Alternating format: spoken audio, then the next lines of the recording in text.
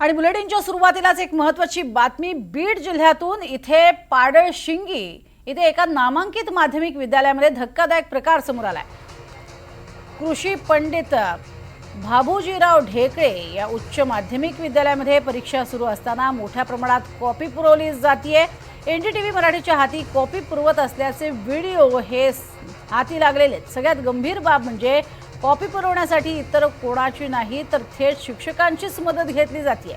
विद्यार्थ्यांना पुस्तकातील पानं आणि चिठ्ठ्या पुरवताना शिक्षकांचे व्हिडिओ व्हायरल झालेत।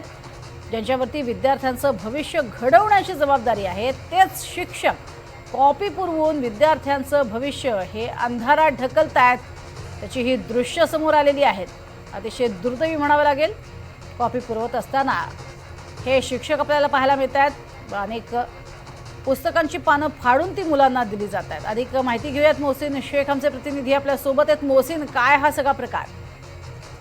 नक्कीच अत्यंत धक्कादायक हा सगळा प्रकार आहे। बीडच्या पाडळशिंगी गाव म्हणून आहे आणि त्या ठिकाणची ही शाळा आहे। व्हिडिओ आपण बघितले तर यात शिक्षकच कशा पद्धतीने मोठ्या प्रमाणात कॉपी घेऊन जात आहे हे पाहायला मिळत आहे आणि मागून अनेक जण खिडक्यामधून थेट कॉपी पुरवत असल्याचं देखील व्हिडिओ आपल्याला या ठिकाणी पाहायला मिळतात।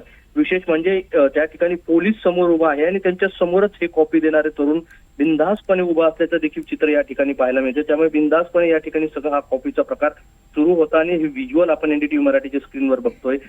सगळा हा प्रकार पोलिसांच्यावर ही सगळी कॉपी रोखण्याची जबाबदारी मात्र त्यांच्या समोरच अशा पद्धतीने कॉपी पुरवली जाते। धक्कादायक म्हणजे काही विद्यार्थी हे जी परीक्षा केंद्र आहे त्याच्या खिडक्या बंद करत आहे आणि त्यामुळे खाली जे कॉपी देणारे तरुण आहेत त्यांनी दगड फेकून देखील त्या काचांवर मारताना या व्हिडिओमध्ये पाहायला मिळतात। त्यामुळे अत्यंत सगळा हा धक्कादायक प्रकार आहे। आज भौतिक शास्त्राचा पेपर आहे 12वीचा आणि या भौतिक शास्त्राच्या पेपरलाच अशा पद्धतीने बीड जिल्ह्यात पुन्हा एकदा अशा पद्धतीने कॉप्या पुरवत जात असल्याचं चित्र आपल्याला पाहायला मिळतोय।